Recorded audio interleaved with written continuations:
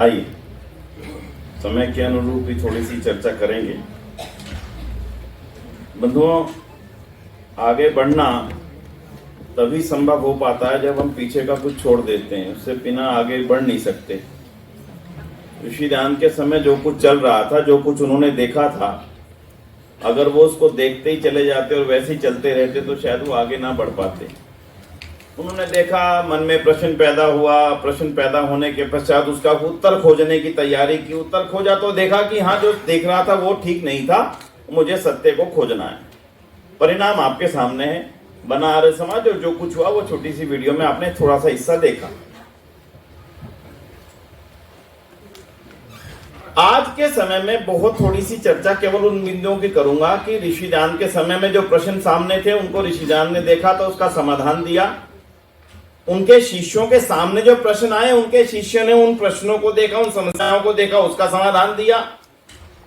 आज हमारे सामने जो समस्याएं, उनको देख करके अगर हम समाधान नहीं देते अगली पीढ़ी को, तो मुझे लगता है बोध उत्सव मनाना या बैठना बिल्कुल बेमानी होगा।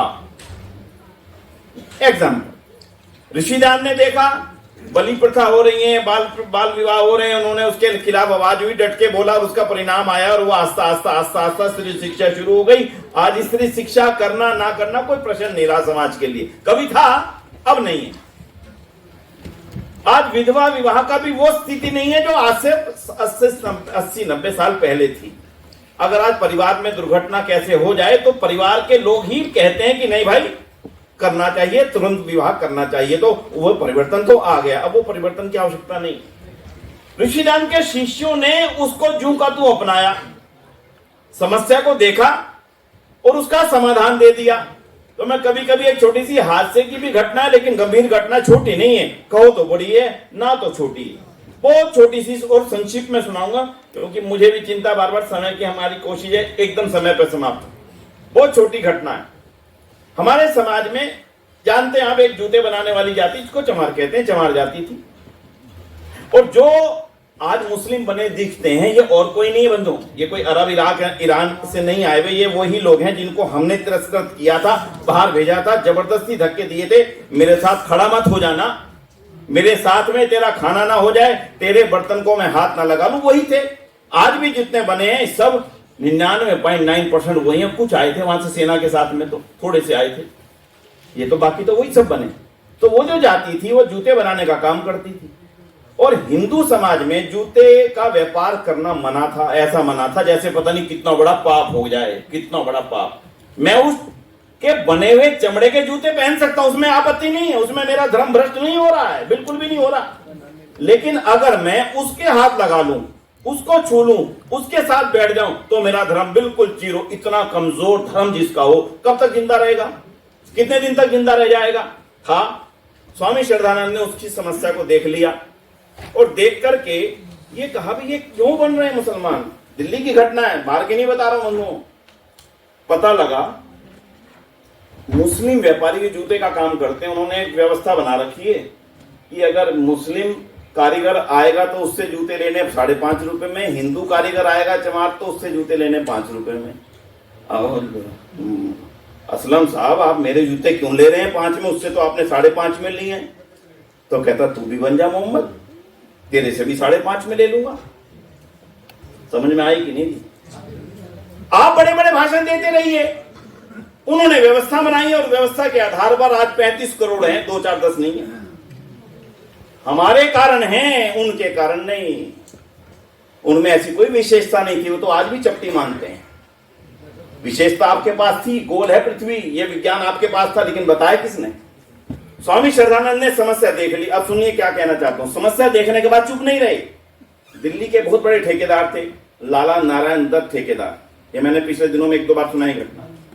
उनको कहा, स्वामी नारायण ये देखो हमारे समाज में हो क्या रहा है, कैसे बचाओगे, कर सको तो करो। लाला नारायण दत्त का काम तो बिल्डिंग बनाने का था, सड़कें बनाने का था।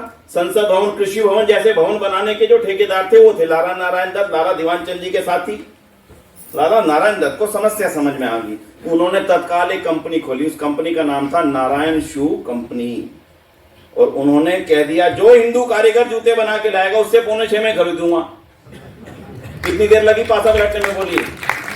आपका पैसा अगर इस काम आ जाएगा तो आप बचा लोगे, नहीं तो चीखते चिल्लाते रहना, ये बचेंगे नहीं, ये तो जाएंगे, आप नहीं रोक सकते, किसी कीमत पर भी नहीं बचेंगे। बची जाती बची। आस्ता आस्ता हिंदुओं ने जूतों का व्यापार करना शुरू किया, और उनमें से एक बहुत बड़ा नाम था जिसको मैं कभी भूलूंगा नहीं, धनीराम साहब सामने बैठे, शिक्षक गुरु है मेरे इस मामले में, धनीराम भल्ला। आप में से लाहौर का कोई हो व्यक्ति पुराना तो जानता होगा, लाहौर का शहर अनारकली, उसमें एक दुकान खोली उन्होंने भी स्वामी श्रद्धान से प्रेरणा लेकर के, कि लाहौर की चमार जाति भी मुस्लिम बन रही है तेजी से, कैसे रोकें। उन्होंने कहा मैं जूतों का व्यापार करूंगा। बोल ले, हो गया बात।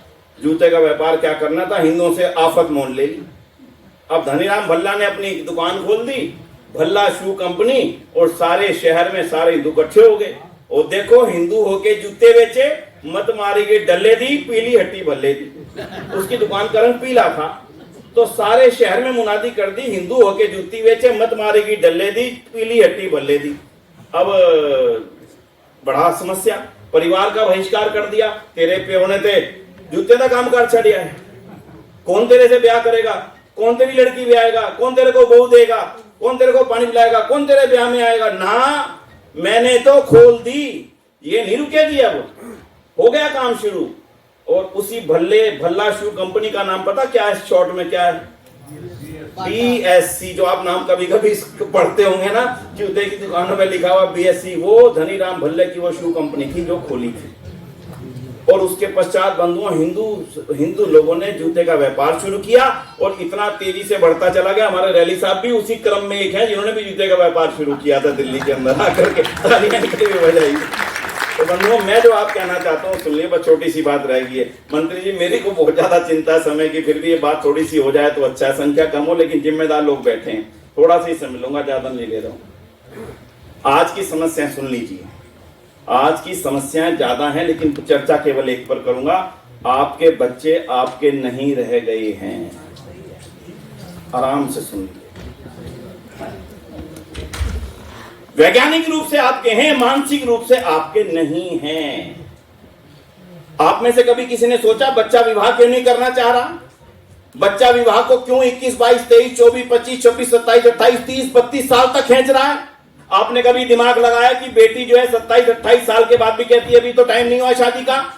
आपने कभी इस प्रश्न पे चर्चा की कि शादी होने के बाद में 3-4 साल बाद भी बच्चे संतान क्यों नहीं चाहते? कभी सोचा, चिंतन किया?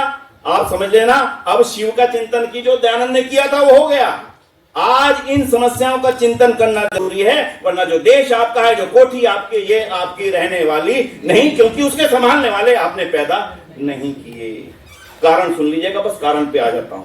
कारण एक ही है, आप और उसके बीच में जो संबंध होना चाहिए था वो टूट चुका है। आप अलग हैं, बेटा अलग है, बहू अलग है, पोता अलग है। खाने के लिए इकट्ठा बैठ जाएं, उसके लिए कोई रेयर टाइम किसी के पास आज रह गया है। रही सही कसर हमारे मोबाइल ने पूरी कर दी है। मैं आज केवल इतना सा निवेदन करने चला हूं, चर्चा तो लंबी थी, नहीं करूंगा क्योंकि समय की सीमा हम सब के लिए। आपसे आज एक चीज मांग रहा हूं। आर्य समाज ने आज बहुत उत्सव से एक छोटा सा काम शुरू किया।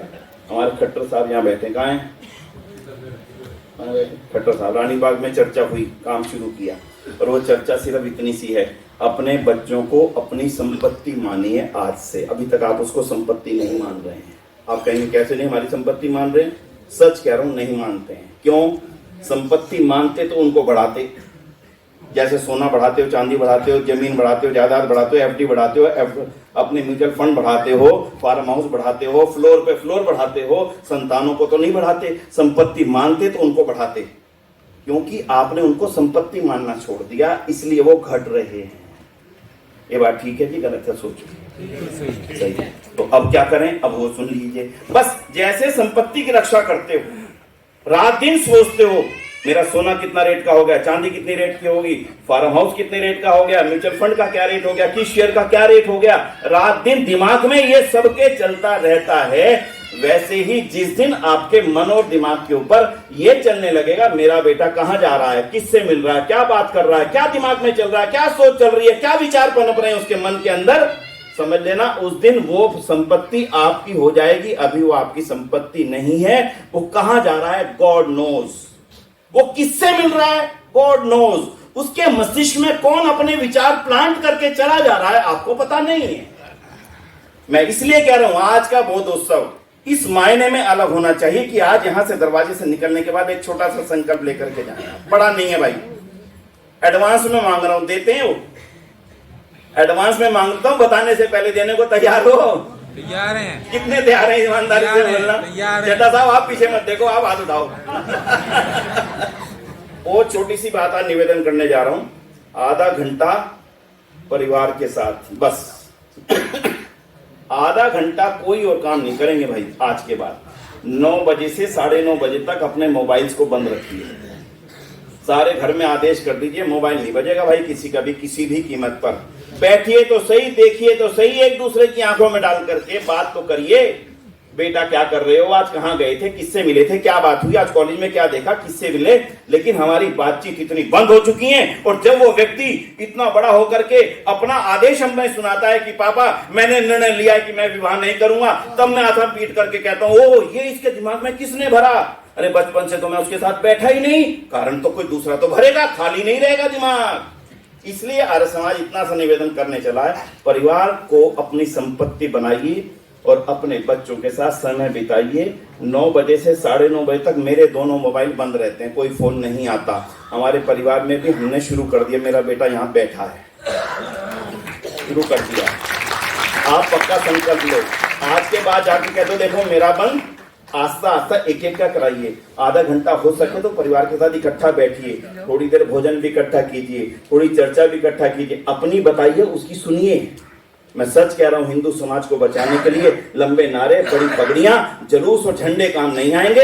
हम अपने बच्चों के हो गए और बच्चे हमारे हो गए, समझ लेना आपने हिंदू समाज को बचा लिया, हमारा ये समाज बच जाएगा, नहीं तो ये बचेगा नहीं। मैं माफी के साथ अपनी बात को यही समाप्त करता हूं। आज हमारा ये आप सभी से आह्वान है, इसको हम बनाएंगे, इस आह्वान को साथ लेकर के जाएंगे। छोटी सी पुस्तक पता नहीं उपलब्ध है क्या हमारे पास? सोई है बस, ये पुस्तकें हैं, इनमें से एक लेख है अपने बच्चों को अपनी संपत्ति माने। 8 लेख हैं जिन विषयों को आर्य समाज ने आर्य समाज के 150वें साल पर आगे बढ़ाने का संकल्प लिया। उसमें एक है रिश्ते बचाइए, जिनके बारे में थोड़ी सी बात आलोक जी ने रखी। गले लगाइए, जो बात मैंने अभी रखी, जिस समाज को दूर करके उनके साथ मिलाया जा रहा है उनको अपने गले लगाइए, ये आज की सबसे बड़ी जरूरत है। लेकिन इस समय आज की चर्चा मैंने एक ही रखी, अपने बच्चों को अपनी संपत्ति बनाइए, ये आज हम सबकी जरूरत है। तो जो मैंने मांगा था, अब आप में से कितने हैं कि हाँ जी तैयार हैं? आज हमारा 9 बजे मोबाइल बंद और 9:30 से पहले खुलेगा नहीं। सोचिए, ये आपके परिवार को उन्नति देने वाला काम होगा, ये मैं विश्वास से कहता हूं। तरीका भी बता देता हूं, आपकी सेटिंग्स में स्लीप मोड है, स्लीप मोड में जाइए, उसमें स्लीप का टाइम आएगा 9 बजे भर दीजिए और खत्म होने का टाइम आएगा 9:30 भर दीजिए। उस दौरान आपके मोबाइल पे कोई फोन नहीं आएंगे ऑटोमेटिकली, क्योंकि डेली बंद करना, डेली खोलना किसी के भी याददाश्त के लिए संभव नहीं है। परिवार के बीच माहौल बनाइए, सबको पता लग जाएगा राजेंद्र जी का मोबाइल 9:30 तक बंद रहता है, कोई खोलेगा नहीं। इन्हीं शब्दों के साथ में इस 1 साल ये परिवार मेरा, और जब अपना परिवार आपका होगा ना, हम समाज की बड़ी से बड़ी लड़ाई लड़ने में सक्षम हो जाएंगे। इस पुस्तक को 20 रुपए की है, ले जाइएगा, जो बाहर से मिल जाएगी, 20 रुपए की है, ज्यादा महंगी नहीं है। अपने लिए नहीं तो किसी और के लिए लेके जाइएगा। थोड़ी है अंग्रेजी में भी आ गई है, लेकिन अभी हिंदी में, अभी अंग्रेजी की होली पे मिल जाएगी आपको। ये बहुत महत्वपूर्ण कैप्सूल सभा ने तैयार किया, केवल इसलिए कि समाज को आज इस रूप में जगाने की जरूरत है। मुझे पूरा विश्वास है कि आप सब इस मुहिम में आगे बढ़ेंगे और हम सब आर्य समाज से जुड़े लोगों के मोबाइल 9 से 9:30 तक बंद रहेंगे। परिवार के साथ सेल्फी खींच के डालना, भैया हम इकट्ठे बैठे हैं, देखो हंसते हुए का चित्र, यही हमारी जीत है, इसी में हमारी जीत है। इन्हीं शब्दों के साथ में आप सभी का आभार। होली का कार्यक्रम है भाई, सबको मालूम है, 13 मार्च। कौन सी है जी? 13 मार्च। तो इसकी चर्चा और आगे बढ़ाएंगे, बड़ी आनंददायक चीजें उसमें देखने को मिलेंगी। 150 साल का कार्यक्रम आर्य समाज का आ रहा है, 29-30 मार्च को मुंबई में बहुत बड़ा आयोजन है। जो नहीं जाने के भी सोच पाए हो, जरूर चलिए। ऋषिदान ने जिस शहर में आर्य समाज की स्थापना की थी, जिस आर्य समाज की उन्होंने खुद अपने हाथों से स्थापना की थी, उस अवसर पर 150 साल बाद हम सब लोग उत्साह से तैयार होकर के चले। जिन्होंने टिकट ना कराए हो, करवा लें। मैं मार्च में टिकटें महंगी भी नहीं है, आपके लिए आसान रहेगा। मैं हमारे बीच सामवेदी जी उपस्थित है, भाई साहब मैं निवेदन कर रहा हूँ आप एक बार उनको बुला करके, हमारे हॉलैंड से पधारे वानप्रस्थी आदरणीय श्री सामवेदी जी एक बार आएंगे, हम उनको हॉलैंड से पधारने पर यहाँ पर अभिनंदन करेंगे। मेरी बात का स्मरण करके जाइए कि इन शब्दों के साथ में आप सभी का आभार। ओम शांति।